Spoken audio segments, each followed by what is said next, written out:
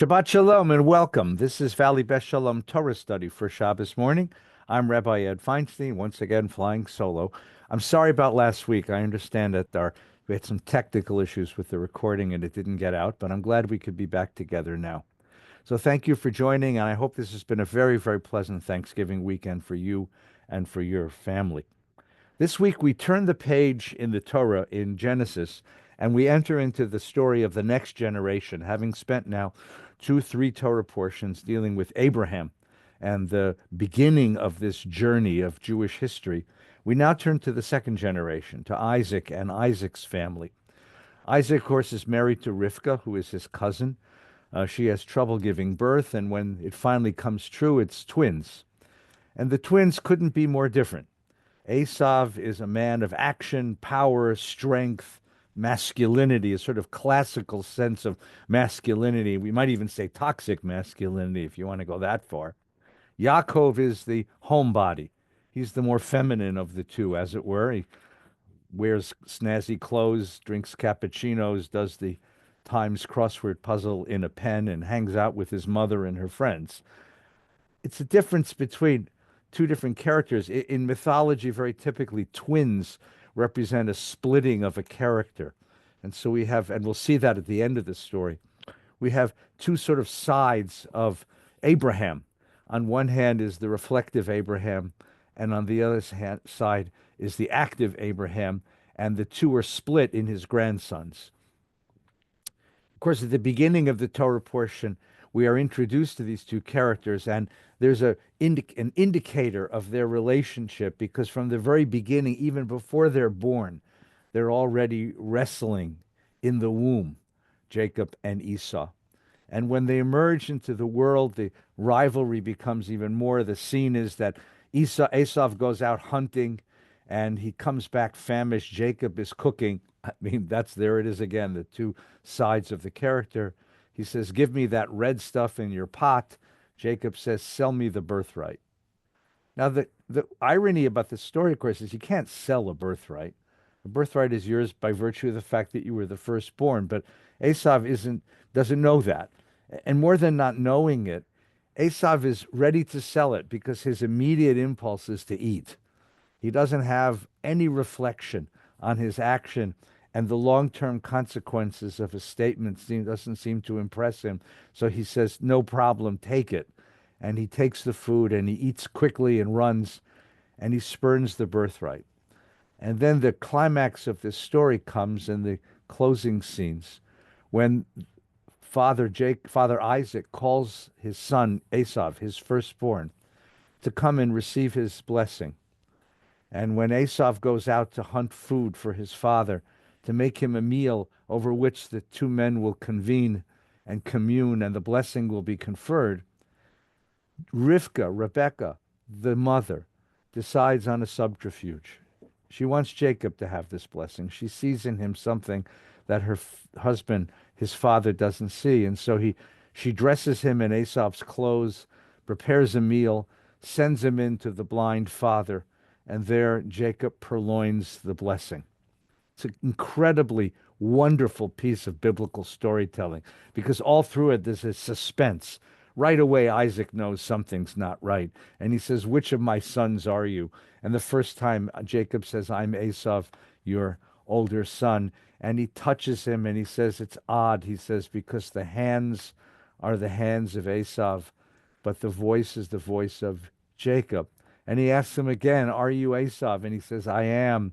And he eats the meal and then he gives him the blessing. And when he leaves, Esav comes back with the food that he's prepared. And his father says, "But I gave your blessing to your brother." And Esav begins to cry. And for the first time in the story, we feel pity for him. He may be rough and tough and coarse and crude, but he's a son who loves his father, protects his father, is loyal to his father. And he's just been betrayed by his brother, his mother, and to some extent to the father. And that's how this story comes down. And at the end of the story, Esav swears a vendetta against his brother, that when the father's gone, he will have his revenge. He will take out his brother. It's a sad story. It's brilliant storytelling. It's an incredible snapshot of family and the perils of placing covenant, placing a holy a holy mandate into a family, because family by nature has a certain quality of instability. It's interesting that in other faiths, the founders don't have family. Jesus has a mother, and I suspect brothers, he says, the Bible says, the Christian Bible says, but his family isn't in the picture. The Buddha escapes from his family. Family becomes an issue because family's a place of conflict. Family's a place of rivalry. Family's a place where both the best of us and the worst of us emerges. And now that we've had Thanksgiving, we all know what that's like. It's what's interesting in the Torah is what the Torah has done with this now. Let me put it this way. Sigmund Freud, the great psychologist, offered the idea that human history and human personality are shaped by what he called the Oedipal complex, the Oedipal drama. The Oedipal drama, of course, taken from the play Oedipus, is that a little boy, says Freud, falls in love with his mother, adores his mother, and wants her, wants to remain attached to her, wants to cling to her.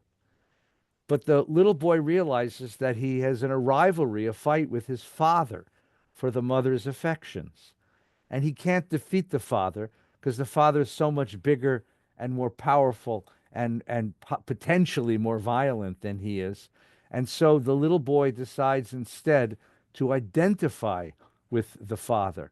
And that's how little boys identify masculinity and become men. We are shaped, our personalities, said Freud, are shaped by our principal relationships with our primary family. And he said, not just is that how personality is shaped, but that's the drama of human history. That's the drama of human history. In his book on Moses, he talks about, that the Israelite drama is shaped by this, right? In Civilization and Its Discontents, he talked about all civilizations coming from the death of the father figure and the tribe, the boys that knocked him off, that actually knocked him off, take on his authority, and we project the God figure into heaven. For Freud, it's the relationship with our primary parent, our opposite sex parent, boys with their mothers, girls with their fathers, that shape our personality, and the rivalry within the Oedipal complex of sons knocking off their fathers in order to take authority. That's how human history is shaped. But for the Bible, it's different. For the Bible, it's not our relationship with our parents, it's our relationship with our siblings that shapes personality. And more than that, that is the model of human civilization. The Bible, Genesis, for example, is a series of brothers' stories, right? There's Cain and Abel, where Cain murders Abel at jealousy and rivalry. There's the sons of Noah, and they expel their brother because of his untoward behavior toward the father. There's Abraham, his brother's dead, but Lot is his brother's son, the nephew, the surrogate, and the two of them have to separate in order to share the land. There's Isaac and Ishmael is cast out of the home so that Isaac can take the covenant. There's Jacob and Esau in this story. And in the next story, there's Joseph and his brothers, in which case this plot of fratricide is going to come true again. And then in the next story, which after Genesis, into Exodus, we have a rivalry between Moses and Pharaoh. And think of that as a brother story, because after all, Moses is the adopted son of Pharaoh's daughter, right? And that Pharaoh's son is the Pharaoh, Ramses, the Pharaoh that Moses will have his rivalry with. So in a certain way, they are brothers, and yet it's all about the rivalry. The rivalry with brothers is the Torah's model of human history. It asks the question, why can't we get along? And we can't get along because, in the immortal words of the Rabbi Dick Smothers, Mom loves you best. Dad loves you best. There's two brothers and one blessing. two brothers and one blessing. And that's going to be the dynamic that carries through the book of Genesis. Now, the question is, why did the Bible embrace that idea? Why did the Bible embrace that idea? I suspect on one level, it's because for several centuries there were actually two Jewish kingdoms. The kingdom of Israel in the north, capital in Samaria, the kingdom of Judah in the south, capital in Jerusalem. And so there was a sibling rivalry among the Jewish people at that time, that critical time in the shaping of our national character. And that these stories came down as a lesson that it never ends well, that there's no winning in this rivalry, that even if you win, you lose because you deny your brother and you set a dynamic for the next generation that will always bring more conflict and escalating conflict. More than just the kingdoms, I think this is also a lesson to the Israelite people. Remember, we're going to go into exile, and that's where these stories are going to be consolidated into Torah. And I think there was a basic message for those who put these stories together. We need each other. We can have different ideas about God, different ideas about Torah, different lifestyles even, but fundamentally, if we don't recognize that we are brothers, that we are sisters, that we are siblings, that we share the same family, the same parents, and we share the same destiny. And if we don't learn to get together, there's no chance that this culture is going to work, that this people is going to find its way through history, because we're not going to do it based on our material power. God knows that. Oh, God knows that. We're going to do it because we have strength of unity and strength of conviction. And even when we disagree, we can find a way to sit at the same table. I think what's very beautiful is the beginning of the Talmud's book, Pirkei Avot, which I believe was put together after the destruction of the Holy Temple. And the rabbis gathered up the extant wisdom, and they created for us a handbook of how we're going to survive exile, how we're going to survive living in strange lands under strange governments, and the animosity and adversity of exile. And the first line of Pirkei Avot is Kol Yisrael yesh lem chelek le'olam haba. All of us in our family have a place in God's love, a place in God's salvation, a place in God's attention. It doesn't matter. We can have different opinions. We can have different theologies. We can have different ethics. We have to find a way to protect each other. We have to find a way to protect each other. And on the third level, beyond simply the Jewish people, I think this is the Bible's plea to humanity. If we don't figure this out, we will not survive on this planet. This planet is a small planet. That's what our generation has discovered. In 1969, on their way to the moon, the astronauts turned around and took a very famous photograph of planet Earth. It's called the Blue Marble. Became very famous in my generation because for the first time we saw what the globe looks like. And we had a sense of global consciousness. And we understood, because if you see this tiny blue marble in the vast darkness of space and realize that the nearest stars are hundreds and hundreds and hundreds of millions of miles away, well, we have to make it work on this planet. And it's a very small planet. The book of Psalms gets this right. In the 134th Psalm, there's the line that has become the most popular Jewish campfire song ever. Hine matovu manayim, shevet achim gam yachad. How wonderful it is, and God, how remarkably rare it is when brothers, when sisters can live together, can sit together, can learn together, can care for each other. Hine matovu manayim, how wonderful it is when we can sit together. And that's Genesis's plea to humanity, to figure this out, to get it right. I think there's one more level to the story that I'd like to share before we conclude now. And that is, I think there's one more piece of this which is brutally self-critical.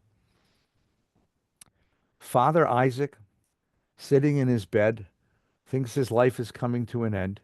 And so he summons his eldest son, Esau, and says, go and make me the game that you hunt, because I love it. And Esau goes out, and of course, Jacob steals in and steals the blessing. And when Esau returns, he says, "Who are you?" And he says, "I'm Esau." And Isaac says to him, "But I just gave your blessing to your brother. I just gave your blessing to your brother." And Esau begins to cry, and Esau gets a blessing, but it's a secondary blessing. I think there's a problem here. Who told Father Isaac he only had one blessing? Who told him he only had one blessing? And who told him that blessings are hierarchical, that they're primary blessings and tertiary, secondary and tertiary blessings, higher blessings and lower blessings? In what universe does a God who is infinite leave us with only one blessing? And in what universe does a father not look at each son and give each son what he needs? Every one of us who have raised children know that they're all going to be different. And you don't love one more than the other. You love each one the most because each one has qualities and characters and blessings and gifts and genius that's special to them. And you love each kid as they need to be loved. You don't give one a blessing and the other a secondary or tertiary blessing. No one does that. Why does it happen here? I think that what's happening in the story is that this is a very sharp critique of one interpretation of monotheism. Monotheism, the idea that there's one God embraces all of us, is the most inclusive world theology if it's read properly. If it's one God who belongs to us all, if there's one God who loves us all, if there's one God who creates us all, and one God who finds us all precious and blesses us all, then monotheism is inclusive. But monotheism could also be turned. And I think turned in a very unfortunate way because it could also become exclusive. And to say one God means we're the chosen ones and you're not. One God who says we're blessed and you're not. One God who says we are the children and you are not, the children of light, and you are the children of darkness. And that kind of exclusive monotheism that draws boundaries and barriers and pushes away the other and has no room in its heart or its conscience for the other, that kind of bounded, exclusivist, particularist, exceptionalist monotheism, the Bible says, look what it did. Look what it did to our people. Jacob leaves home now, runs away for 21 years. Esau has a vendetta against him. The mother and father know that they've now lost both sons, right? This one will wait for the other one and then destroy him, and in the process destroy himself. You can't do this. This is not the monotheism that we must practice. If monotheism is to work, it must embrace all of us. It must have room for us all. It must have a place, an ethic that understands that all of us share this place, all of us share this world, all of us share God, and therefore it must have room for us all. Each of them should have gotten a blessing. Each of them should have gotten a blessing from the Father, and each of them should have walked out feeling, I am truly loved. That would have been my Torah. But that's not the Torah we have, because unfortunately it's not the world we have. We have a world where hierarchies, exclusivist ideals, exceptionalism, and all of that divides us and divides us and divides us again. So let's learn this lesson. Esau, I have a blessing for you. Isaac, give the blessing to your sons. Jacob, I have a blessing for you. The Midrash, I think, got this right. The Midrash had this beautiful idea that asks the question, when will the Messiah come? When will the world be blessed? And the answer is when Esau runs out of tears. When that rage and antagonism of the excluded brother, when the rage and antagonism of the unloved son extinguishes itself, plays itself out, and we can truly look at each other and say, Hine matovu manayim shevet achim gam yachad, you are my brother and we are one. Well then, perhaps we will take a step toward a world of blessing. Until then, it's Thanksgiving weekend. Let's give thanks for the many, many blessings of this land, the many, many blessings of this time, and let's pray that all among us we can find Hine Matov blessings for each of us, that each of us might walk the world and say thank you to God for the blessings we've enjoyed. Have a good Shabbos. Take good care.